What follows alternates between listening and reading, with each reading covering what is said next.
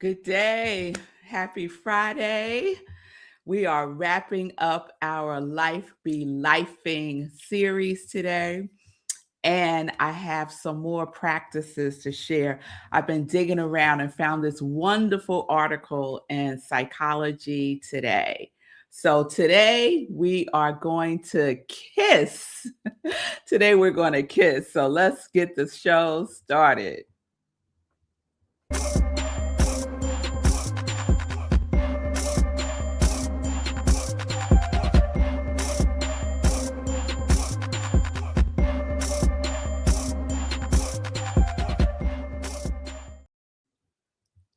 So, welcome to Morning Sip with Rev Melissa.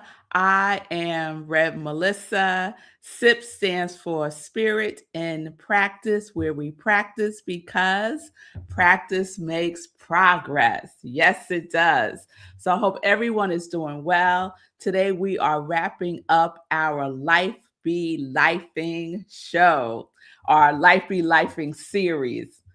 I ran across a Life Be Lyfing show the other day. I thought it was interesting. So, as you know, this series was inspired by current events happening in the Nobles family, specifically my husband, who experienced a mini stroke last week that has impacted his eyesight. And I'm just so grateful for the outpouring of love and support, for all the prayer warriors out there praying for him. And every day he is getting better and better. And he shared with me yesterday that is starting to clear up. He's starting to see some differences with his eyesight. So keep the prayers coming, y'all. Keep the prayers coming. I truly, truly appreciate it. And so does he. So that's what triggered all of this Life Be Lyfing series, because when this happened, Red Melissa, your girl right here, was pissed. I was pissed, not at my husband, but look, yeah, a little bit, a little bit. I was a little bit frustrated with him, but I was pissed just at the medical industry because it is an industry. I was pissed with the doctors. I was pissed with the level of care he was receiving. I was pissed about the lack of information. I was pissed about a lot of things and frustrated, very, very frustrated and angry. And so I let all of that process itself. And, the heavens and the ancestors and the universe and the trees look out for your girl. And all of this coincide with me doing a reset, a physical reset around food. And so I just want to shout out to all my We Run Mount Vernon crew, my tribe, the women that I walk with. We did a reset, a 5-day reset of only eating raw foods, fruits and vegetables only. And the only cooked food we had was this cabbage flush soup, which is delicious. So today is my day 5. And I have to tell you, it was the best companion for this week for me. Between this series where I get to share and just keep it real, because my intention is to support someone who may be experiencing lifing for them right now as well, or who may be in a position of being the caregiver, who may be in the position of putting themselves not first on the list, right? So that's why I share. That's why I share. And I really hope and pray that it supports and gives someone some encouragement to know they're not out here all alone, that we all go through stuff and it's okay. You will get through it. Just keep moving forward, right? So this is where we are today.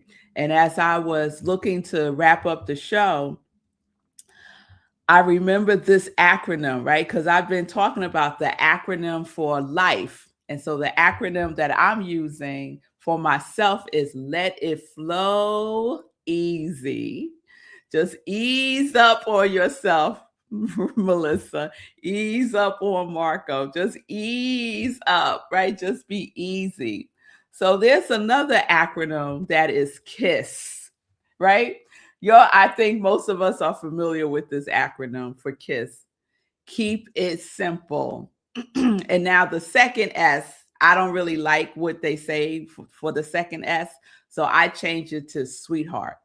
Keep it simple, sweetheart, or keep it simple, sugar, whichever feels good for you. So when life be lifing, and we are here to live life fully, I am very clear about that. I do not desire in any way, shape, or form to live life half alive. My desire is to live life fully alive, even when life is lifing, even when unpredictable things happen, even when challenges are upon me, even when I'm facing some obstacle or barrier, I still choose to live life fully. And in living life fully, we feel our feelings fully. So although it felt like a roller coaster to me, I went along for the ride. I strapped myself in and I went along for the ride. And many of you rode that roller coaster with me in a very loving and supportive way. So I appreciate you. So I was looking at Psychology Today. I love Psychology Today. And they had an article about stuff happening and what we can do to support ourselves. And so I want to share some of that with you. One of the things they say is that the best approach is to practice self compassion. Don't beat yourself up. For some, that is a habit to immediately go into beating ourselves up, making ourselves wrong about every single thing, even the things that we had no control over at all. We go and we visit woulda, coulda, shoulda land. Leave woulda, coulda, shoulda land when things happen. They said the best approach is to practice self compassion, utilize small daily grounding habits. And we talked about that, right? Don't throw those grounding habits out the window when things happen. Lean into it even more. Do your spiritual practice. Go for a walk. Take a break. Take a deep breath. Pause. Do what you know works for you, right? So we ground ourselves in those habits and give ourselves grace to just process the chaos. Because when life be lifing, it feels chaotic. It does. So give ourselves grace. Yes? So I want to share a couple of things. I think there are 5 things they say that you can use to navigate these overwhelming moments. So one is to simplify, and that's where KISS comes in, right? Keep it simple, sweetheart. Keep it simple, sweetheart. So one of the things they say is for your head. One of the things you can do to simplify is to have realistic goals. Don't overburden yourself with a whole bunch of stuff. Sometimes we go into distraction mode or or make believe mode like nothing has happened, right? We don't want to do that. We don't want to deny when things are happening, right? Because what we control is how we respond to the thing. So be realistic about what you can hold, because you might have to put some things down. That's why I'm so grateful for the love and support that I have from my Rockland Centers for Spiritual Living family, for example. When all this happened last Thursday, all I had to do was reach out and ask for help, and help showed up. I was supposed to speak on Sunday for our collaborative service. Chris spoke for me, and everything that needed to get done got done, so that we still had a wonderful service. And I still was fed because I got to be on Zoom and participate in the service and receive what I needed, because the topic was carrying our doubt together. And when life be lifing, doubt is right there. Doubt is right there. And I know how blessed I am to have people who carry me when life be lifing. So unplug your phone, give yourself breaks throughout the day. That's for your head. For your heart, listen to a favorite song. I think I saw Shay put up Ease on Down the Road, right? That song from the Wiz, right? With Michael Jackson. Yes, Fee, I remember. Shay, I remember that song. Ease on down the road. Come on and ease on down the road. Yes, I remember that song. So yes, play a song to help you move. Yesterday, I was playing Somebody Prayed for Me. Woo! Telling y'all, tears, tears. That is like an old gospel song. Somebody prayed for me. Mm. So connect with a friend or do something that makes you laugh, right? Do things that you enjoy doing. So that's for your heart. And for your body, move. Don't sit around. Don't sit around. Move. Get yourself out of the bed. Have your little pity party if you need to, because I let myself have pity parties, but I put myself on a timer. I was like, okay, girl, we're going to do this for one day. We're going to lay in the bed. We're going to binge watch. We're going to do all that. And then it's over. And then I slowly encourage myself to get moving. And what has blessed me during this period is my yoga asana practice. So it's a practice that is a companion to transcendental meditation. And it's been wonderful. So get your body moving. Go for a walk, do some simple stretching, but you want to shake off that heavy energy. You want to shake it off. And for me, doing that reset this week of eating really light, really fresh, really clean has also helped me to feel lighter in my body. So simplify. Find things you could simplify for your head, for your heart, for your body. I love that. 2, practice radical acceptance. So I have this, I don't know, the word radical doesn't land well for me. So I substituted with the word love. So practice loving acceptance.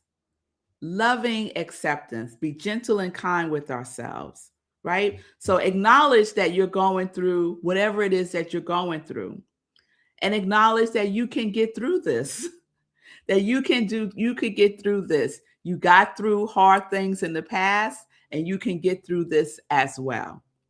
And then shift the internal dialogue. Sometimes when life be lifing, who shows up? Y'all know who this is.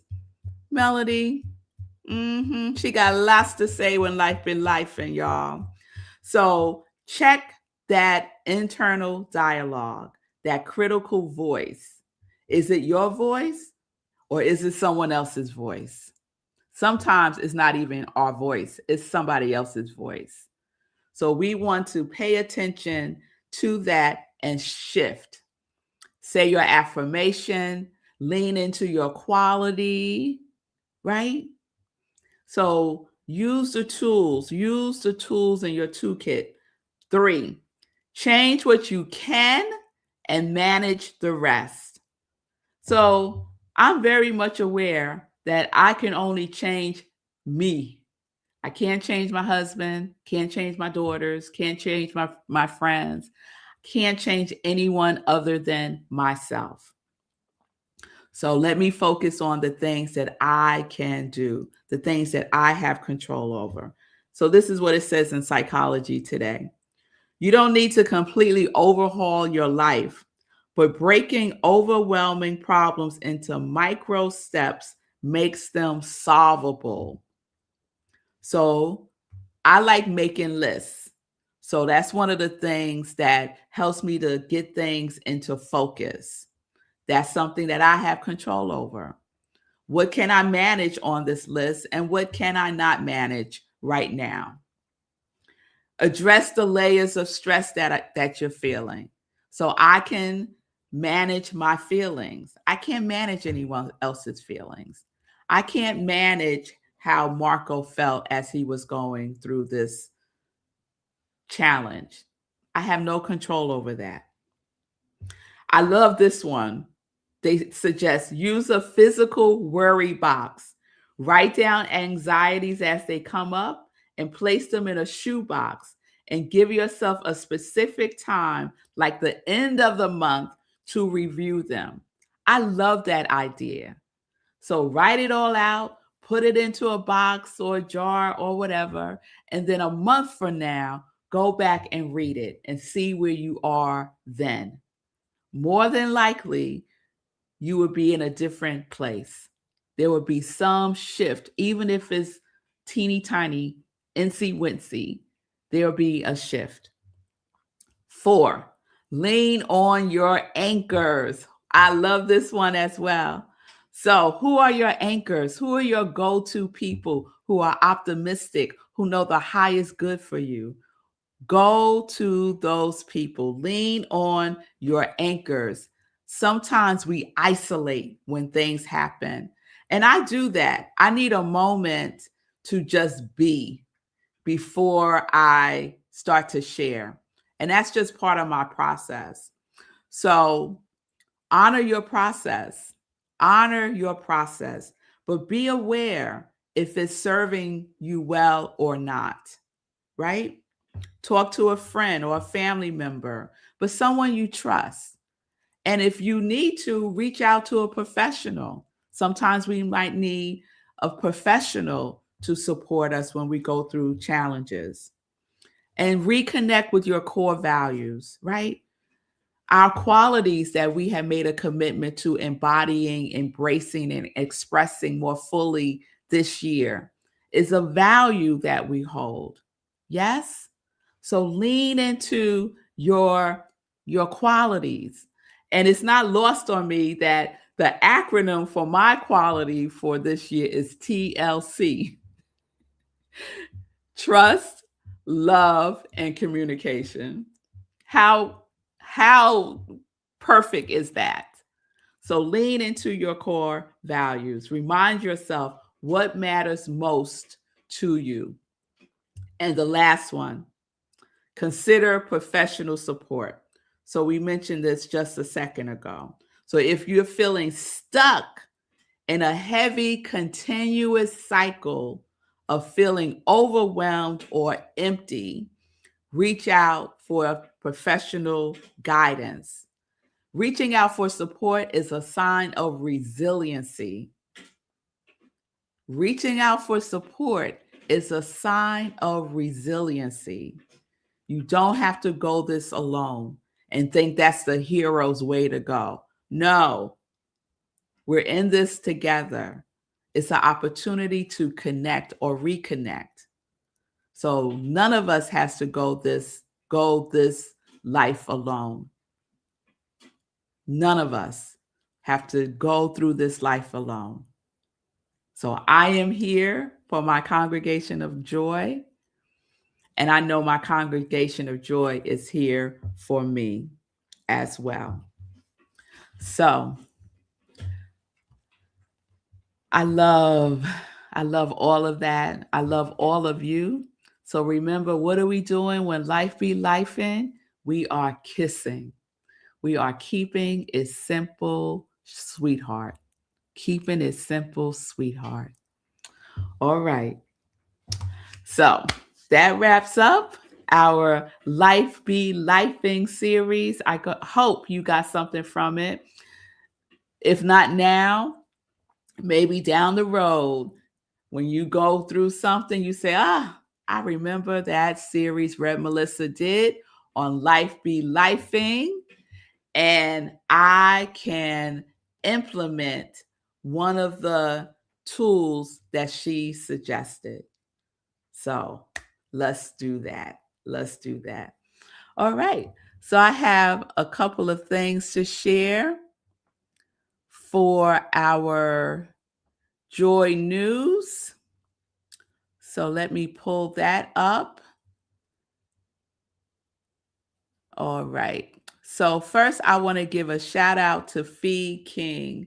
Last night, we had our visioning experience. It was wonderful.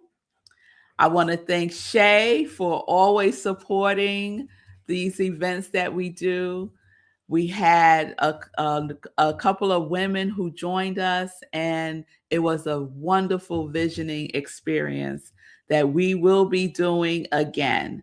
So stay tuned for another visioning experience. This weekend, we are virtual for our Sunday service at Rockland CSL, where I am the spiritual leader.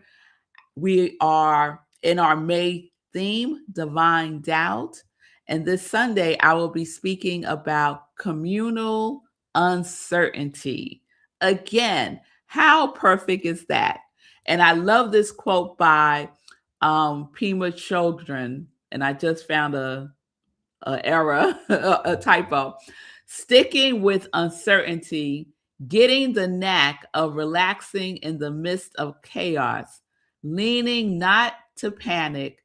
This is the spiritual path. Sticking with uncertainty, getting the knack of relaxing in the midst of chaos, learning not to panic. This is the spiritual path. So we're always on our path. Even when life be lifing, we are still on our spiritual path. So I'll be speaking about this on Sunday, 10:30 a.m. Eastern Time, virtually. You can go to rocklandcsl.org for more information about our Sunday service and for the Zoom link. We also live stream on Facebook. So please join us there on Sunday. And then next week, we have our second meditation with the full moon for the month of May. There were 2 full moons. So May 29th, 8:30 p.m. Eastern Time, we will have our spiritual practice with the energy of this second full moon in May. So I hope you will join me for that as well. All right, everybody. Have a wonderful weekend. I hope to see you all on Sunday. Please reach out if you need support. You can reach me at iamredmelissa@gmail.com. If you need support, you need to talk. I'm a spiritual life coach and interfaith minister. So peace and blessings, everybody. Peace and justice. We are living life in joy, connected to our yes.